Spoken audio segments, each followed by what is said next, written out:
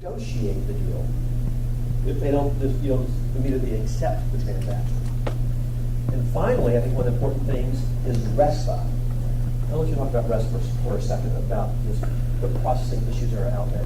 Okay, because even if you are actually exempt from being licensed to sell your property, there are still the RESPA and Truth in Lending and Reg Z and all these other regulations that you're not exempt from. You still have to provide good faith estimates and Truth in Lendings and stuff like that. We all don't have that software sitting around.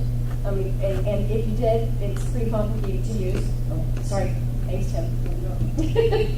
But those people who are doing owner finance are supposed to get those same kind of disclosures, so they know the numbers that are being taught. A lot of the Hispanic people that I talk to, when they're buying a house, even if at 10% interest rate, they think the price is $73,000, when they see the end number that actually says $179,000 over 30 years, they flip out.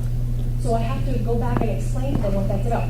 We all bought houses before, we understand that, but that's not what they think when you're talking about a $750 a month payment. So that's the reason the government wanted those kinds of, those forms given.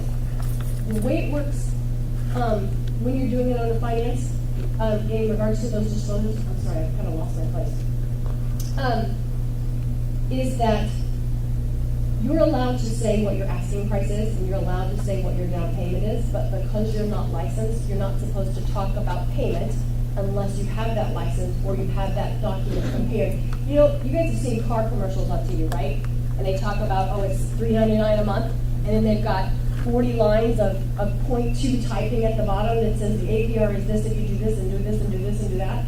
Well, if you're going to quote them a monthly payment, that's the stuff you're supposed to disclose, which I can help you do through creating a flyer for you or something that you could pass out so that you could say, if your interest rate is X, then and your down payment is Y, this is what your APR would be, and have